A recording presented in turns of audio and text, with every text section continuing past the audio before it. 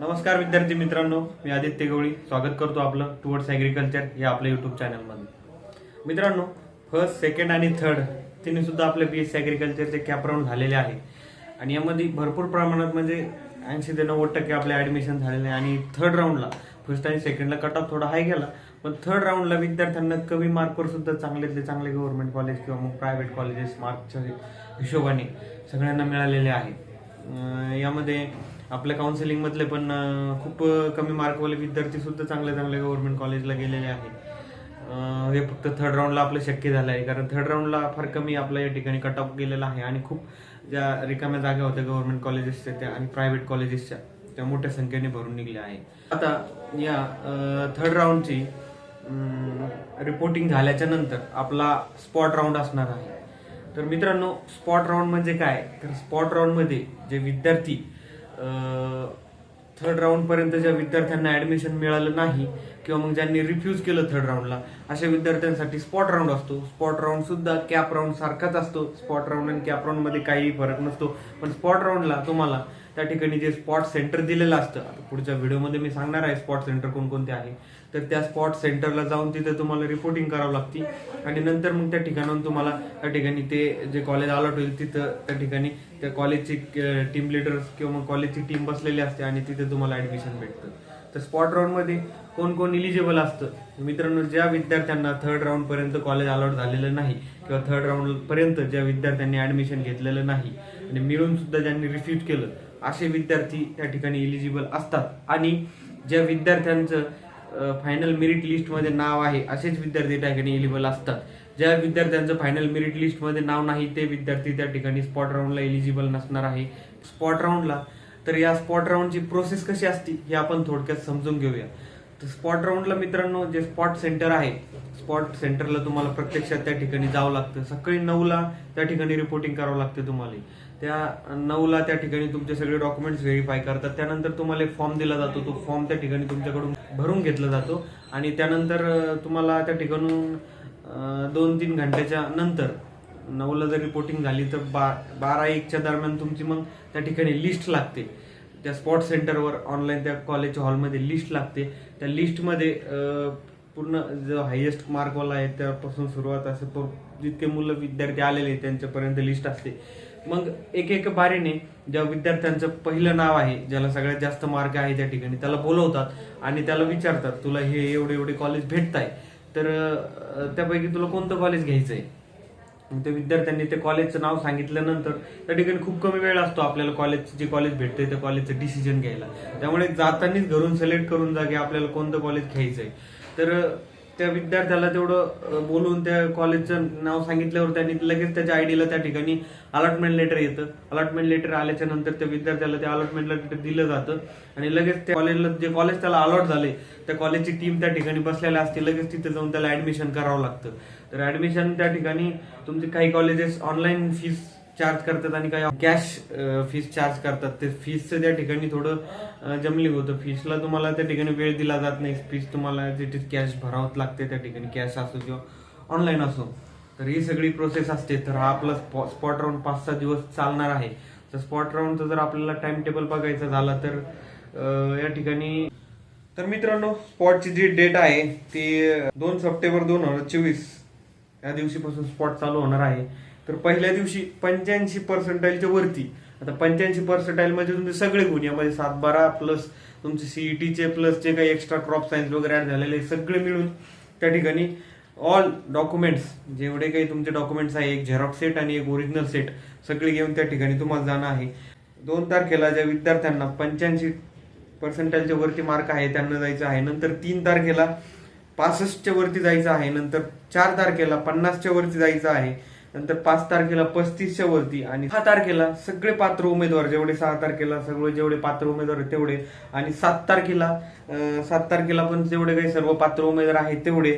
आणि यामध्ये 7 तारखेला तुमचं कन्झर्वेशन राऊंड असणार आहे. यामध्ये जर सपोज आता एखाद्या कॉलेजला एसटीची जागा रिझर्व्ह राहिली आणि 5 वाजेपर्यंत जर तो एसटी कॅन्डिडेट त्या ठिकाणी आला नाही तर त्या ठिकाणी जो उपस्थित आहे जास्त मार्कवाला, सगळ्यात जास्त मार्क जे विद्यार्थ्याला आहे त्याच्या कास्टमध्ये ती जागा कन्वर्ट होईल. त्याची कास्ट जी असेल त्याला ती जागा भेटून जाईल. एसटी असेल, सपोज ओपनला असेल तर ती ओपनमध्ये चाललं जाईल. असं तो कन्झर्वेशन राऊंड असतो. तर 2 ते 7 हा ओव्हरऑल तुमचा स्पॉट राऊंड असणार आहे. त्यानंतर मित्रांनो तुमचे स्पॉट सेंटर बघूया आपण कोणकोणते आहे.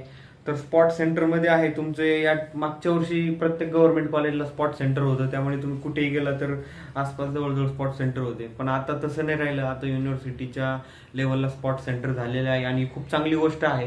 कारण तुम्हाला कारण ज्यांना जास्त मार्क आहे त्यांना भरपूर साठी कॉलेजेसचे ऑप्शन भेटतात. मागच्या वर्षी ऑप्शन भेटत नव्हतं, जेवढे कॉलेजेस तिथं ते भेटत होते. या ठिकाणी तर युनिव्हर्सिटी अंतर्गत जेवढे गव्हर्नमेंट कॉलेज आहे, प्रायव्हेट कॉलेज आहे, सगळे तुम्हाला त्या ठिकाणी ऑप्शनमध्ये भरता येणार आहे. तर यामध्ये पहिलं जे सेंटर आहे ते डॉक्टर अण्णासाहेब शिंदे कृषी अभियांत्रिकी व तंत्रज्ञान महाविद्यालय राहुरी.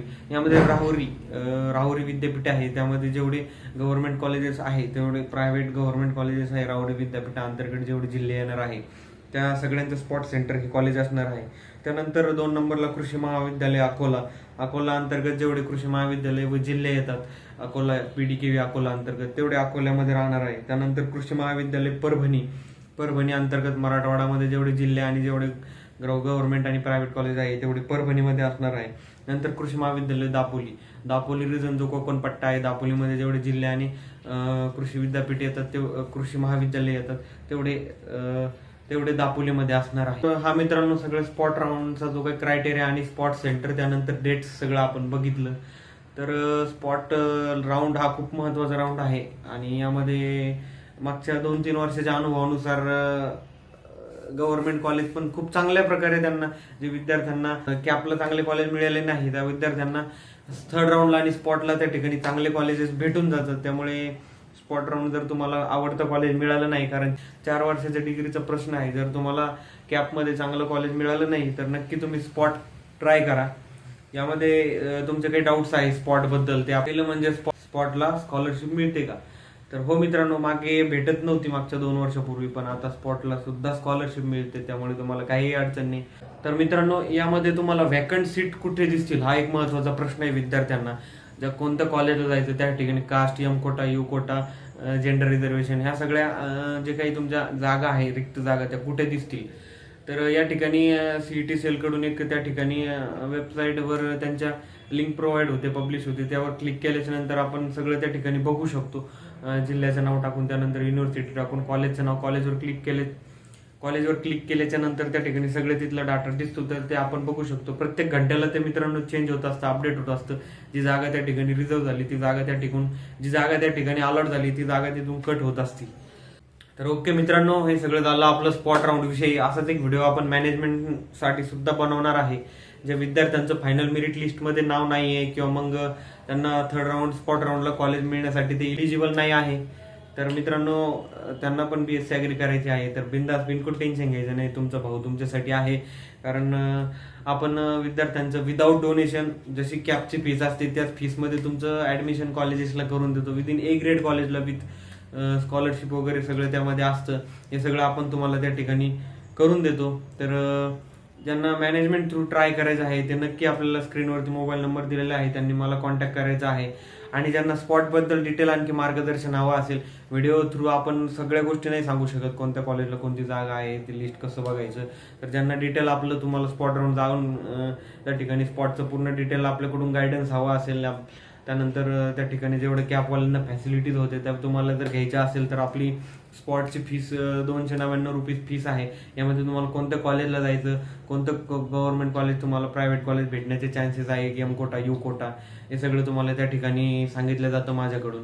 मित्रांनो, मागच्या वर्षीचा एक अनुभव तुम्हाला सांगायला नक्की आवडेल मला, की त्या ठिकाणी एक विद्यार्थी होता, त्याची VGA कास्ट होती आणि जवळपास 60-65 मार्क होते. त्याला मी पहिल्या दिवशी तो इलिजिबल नव्हता, दुसऱ्या दिवशी त्याला मी अकोल्याला भेटलं नाही, तिसऱ्या दिवशी त्याला अमरावतीला पाठवलं, अमरावतीला त्याला भेटलं नाही, चौथ्या दिवशी मग त्याला नागपूरला पाठवलं, मग नागपूरचं त्या ठिकाणी त्याला मूळचं गव्हर्नमेंट कॉलेज भेटलं. या ठिकाणी खूप पळापळी केली होती, पण शेवटी त्याला आपण गव्हर्नमेंट मिळवून दिलं होतं. आज या ठिकाणी स्पॉटला थोडी पळापळी होती, पण नक्की आपल्या स्वप्नातलं म्हणजे चांगल्यातलं चांगलं कॉलेज त्या ठिकाणी आपल्याला भेटतं. तर सगळं ओव्हरऑल सगळं गायडन्स तुम्हाला हवा असेल तर नक्की आपले बॅच जॉईन करा. 299 आपल्या बॅचची फीस आहे. बॅच जॉईन करण्यापूर्वी मला कॉल नक्की करा. तर धन्यवाद मित्रांनो.